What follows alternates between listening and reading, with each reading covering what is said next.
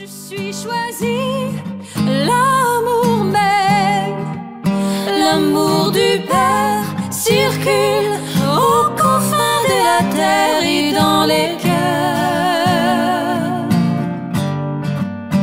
et dans mon cœur, parce que l'amour même, je deviens l'amour, parce que l'amour même, je deviens l'amour.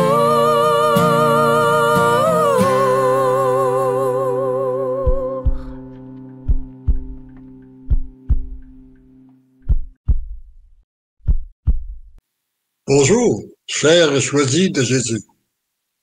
Encore aujourd'hui, c'est une nouvelle joie pour moi de partager avec vous les merveilles de Dieu.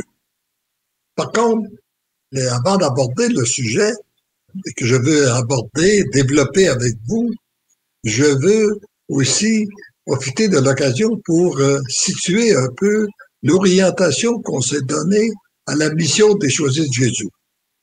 De façon générale, on s'est donné comme mission de parler de belles choses, de parler de gloire de Dieu, éviter de parler de l'action de Satan. Et cette orientation, elle est basée sur un des messages que j'ai eus, que vous retrouvez dans le premier volume, qui dit que tenter de chasser les ténèbres, chasser le mal, c'est un peu comme de vouloir chasser les ténèbres.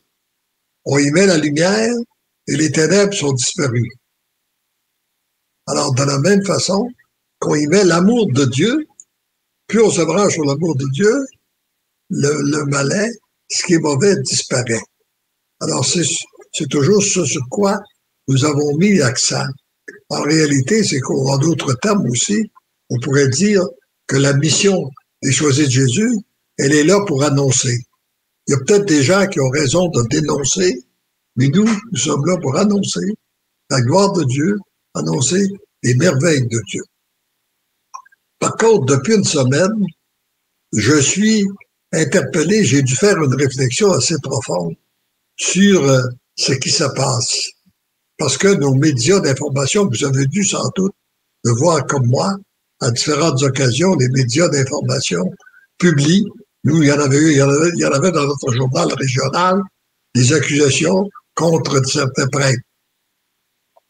Et puis, ces accusations-là, c'est sûr que ce geste-là est un geste répréhensible qu'on peut pas défendre, on peut pas, parce que c'est inconcevable que nos hommes de Dieu, qu'il y a quelqu'un qui s'est donné au Seigneur pour annoncer l'Évangile, puisse en arriver à abuser de certaines personnes.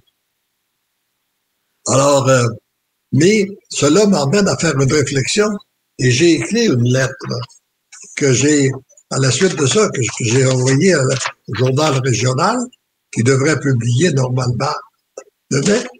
Mais voici, et je vais vous en faire part pour réfléchir avec vous. Alors, dans un premier temps, je dis qu'en tant que pratiquant dans l'Église catholique, je suis très peiné de lire ce que je lis dans les journaux. Et puis, que moi, où je suis rendu dans ma vie, à l'approche de mes 90 ans, je considère avoir une vie très heureuse. Et je considère aussi que si j'ai pu avoir une vie heureuse, c'est que j'ai bénéficié de la présence de certains prêtres, je dirais de plusieurs prêtres qui m'ont donné des conseils, qui m'ont accompagné, qui m'ont fait connaître les enseignements de l'Église, qui m'ont fait connaître la parole de Dieu, qui m'ont fait connaître l'amour de Dieu, et puis qui a eu une grande influence dans ma vie. Alors,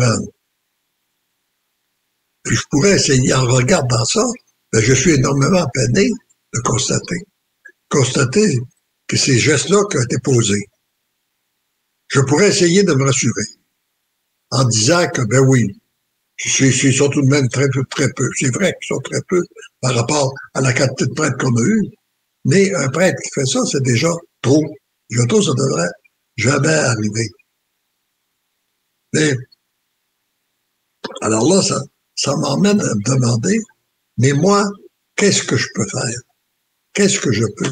De quelle façon, quelle réflexion dois-je faire de ça? D'abord, premièrement, je n'ai pas le pouvoir de changer la situation passée. Je suis obligé de constater comme bon. Et puis, je n'ai aucun pouvoir sur ce qui est passé, ce passé douloureux, et qui est mis à jour dans ces temps, mais ça n'enlève rien à ce que j'ai vécu moi. Ça m'enlève pas le bénéfice que j'ai eu de fréquenter notre église, de fréquenter les prêtres, de me nourrir de l'Eucharistie, des sacrements et tout ça. Et ça ne l'enlève pas non plus aux gens qui, comme moi, bénéficient de toutes les grâces qui se déversent dans les ministères de l'Église. Et ça, ces bénéfices-là, on les sont répandus sur la terre, sur notre terre depuis 2000 ans, depuis la venue de Jésus. Alors, ça n'enlève rien à ça. Mais ces faits-là me font réfléchir sur le fait que nos humains, en tant qu'humains, on est faibles. Nous avons souvent, j'ai souvent dit, comme j'ai eu l'occasion d'en parler dans le bonheur de vieillir, il y a à l'intérieur de nous deux êtres, un bon et un mauvais. On l'a décrit comme étant l'histoire des deux loups.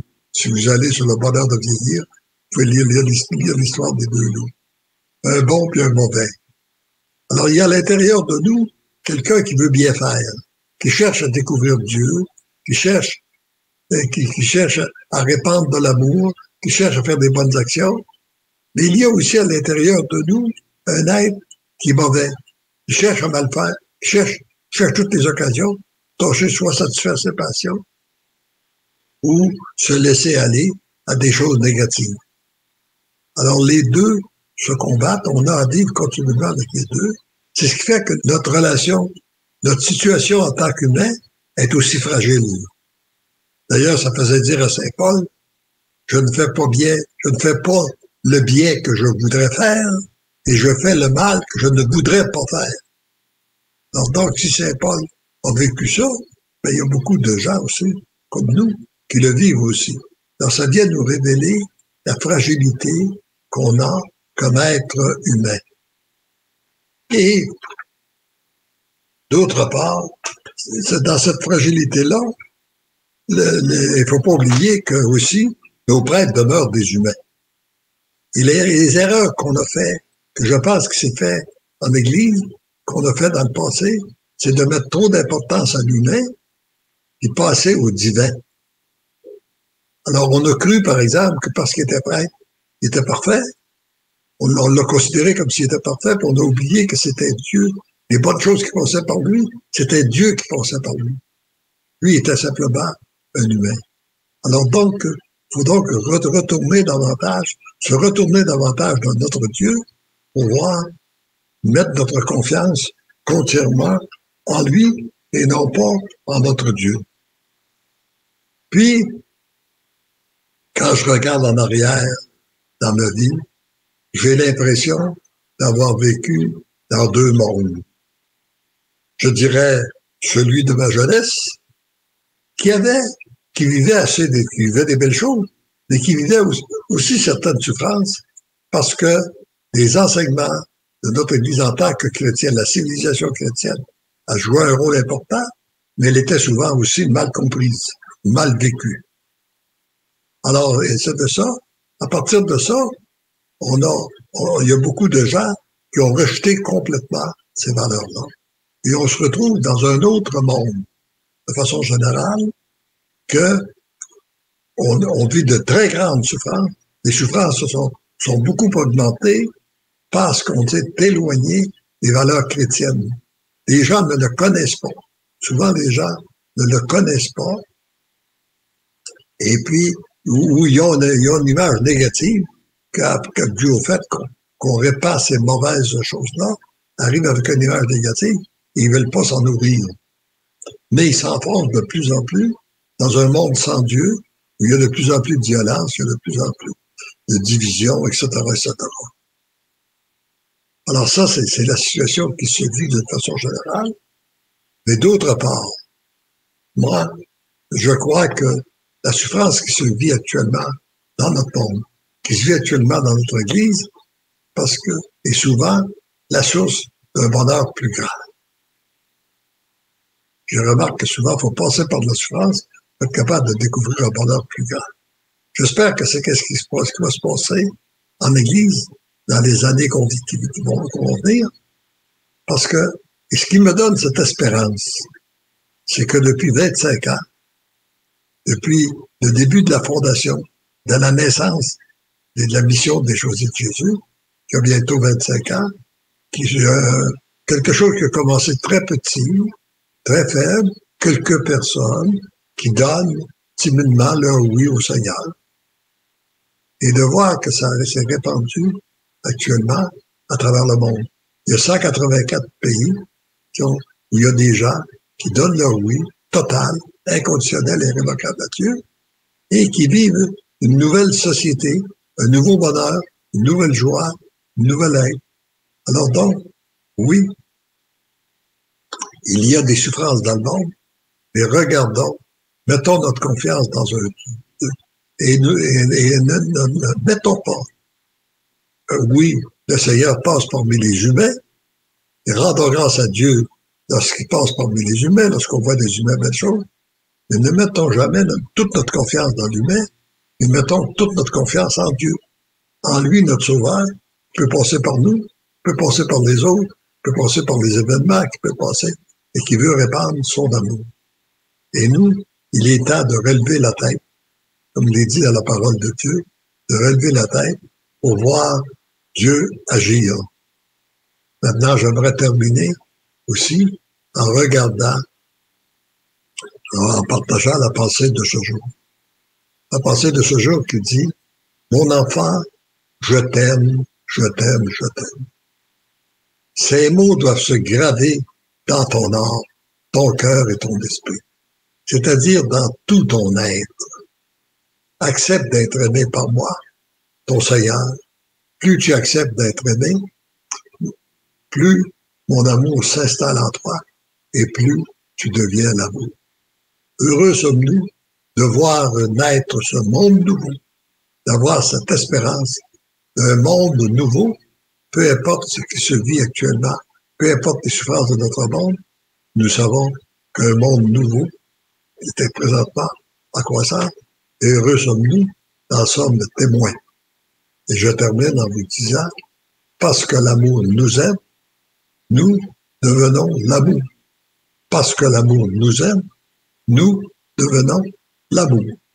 Je suis choisi, l'amour m'aime, l'amour du Père circule aux confins de la terre et dans les cœurs.